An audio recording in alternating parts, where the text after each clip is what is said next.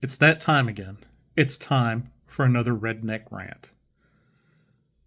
I've done a rant while eating, and I've done a rant while sitting in my vehicle. Today I happen to be in Miami, Florida, so it's time to do a rant while walking down the street. So join me for my redneck rant. Welcome to Miami. Can you believe this? A suburban redneck in Miami? One thing has come abundantly clear to me while in Miami is that tipping has gotten out of hand. Why do I say that? Because I went to a restaurant and I paid my bill and I added a 20% tip to it. And then I realized that they had already added a 20% tip to my bill.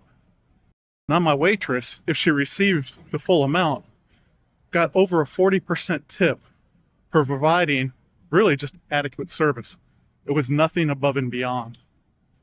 I think it's time we take a deep look at how did we get into this tipping culture and where's it going and what do we do in the future.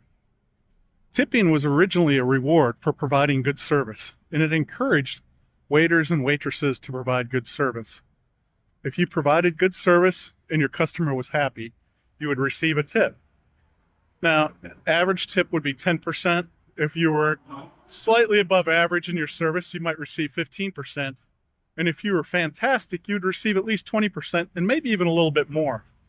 Now, another thing about tipping, if you were a regular at a restaurant and you were known for providing poor tips when people gave you good service, well, then guess what happened? You started receiving poor service.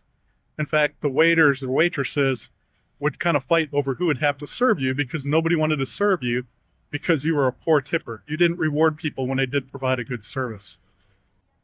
Nowadays, we've switched to where tipping is an expectation.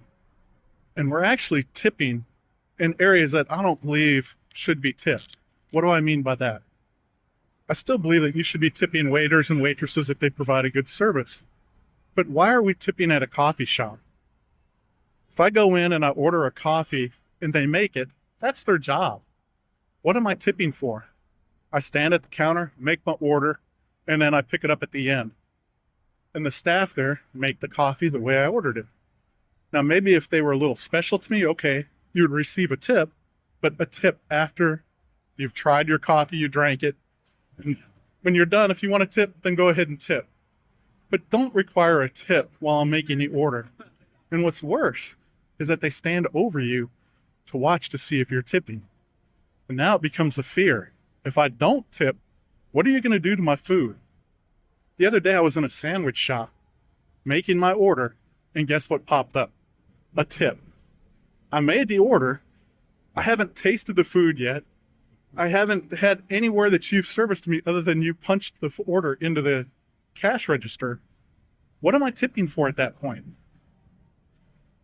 And I'll give you another example. Domino's Pizza is horrible at this. If you order pizza and ask for delivery, not only they hit you with a delivery charge, which when I asked the person delivering, do they receive that money? And they said no, they asked for a tip. So now I'm being hit twice. When I was young and I worked at Domino's Pizza, we got just a little extra money in our paycheck from the people behind the counter to help cover the cost of using our vehicle to deliver pizzas. And then if we provided good service, people would tip us. Nowadays, it's an expectation. Not only do I have to pay for the delivery charge, and Domino's is not using their own vehicles, the people who work for Domino's are still providing the vehicles, but they're not getting any of that money. And then I'm expected to tip you. What would normally be a $4 or $5 tip is now a $10 or $12 tip when you consider the delivery charge. The question is how did we get here? Is this a right-wing conspiracy? Is it the Republicans and the one percenters not wanting to pay a minimum wage or a living wage, so they're trying to get us all to tip so they can pay less? Or is it a left-wing conspiracy? Is it a socialist conspiracy trying to redistribute wealth for those that have money to give money to those who don't through the tipping system? You know, the reality is maybe it's both. Maybe it's a right-wing and a left-wing conspiracy unknowingly working together to try to get money out of our pockets. All I know is that we're the ones suffering, and we're not benefiting from it because there is no incentive anymore to provide a good service. if that tip is expected or if it's automatically charged to your bill without even your acknowledgement that it was worth a 20% tip. So what do we do now? My suggestion is that we stop tipping unnecessarily. If we go to a good restaurant and the service is good and they haven't already added a tip to your bill, then by all means tip. The person providing a good service deserves the tip. It's an incentive for them. If you go to a restaurant where they've already added a tip and you don't feel that you received service that's equal to that 20% tip, then I suggest you call for management to come over and reduce that tip from 20% to 10% or 15%. If 200, 300, or 1,000 customers do that, maybe they'll get the hint that they need to take that automatic tip off the bill. People will tell you that this is unfair and it won't work. All right, well, if that's the case, then let's require that anybody who's in the waiting service, waitresses and waiters, or other service industries, that they're required to be paid at least the minimum wage. And then we can just drop tipping altogether. When you go to Europe, they don't ask for tips, and I think it would be wonderful if we picked up their model and went with it. I'm tired of tipping. So join me in movement to stop tipping unnecessarily. The next time you go to a coffee shop and they want a tip, just hit 0 on it.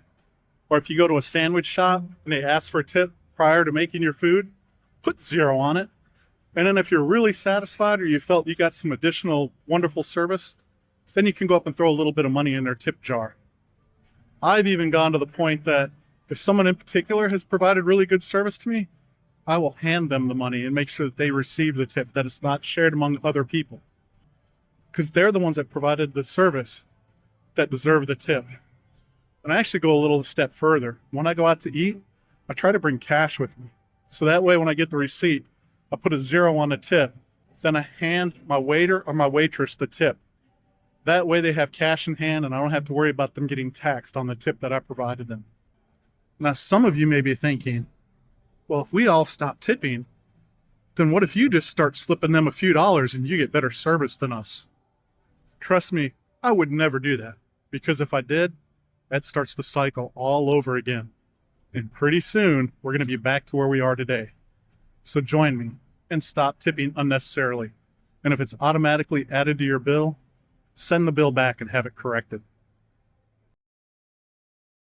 So what do you think? Do we have to tip the machines in Miami too? This has been one of the worst rants I've ever had to do, just because I'm in Miami.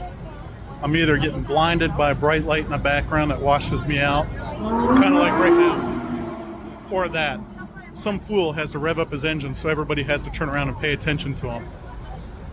Can't wait to get back to the country.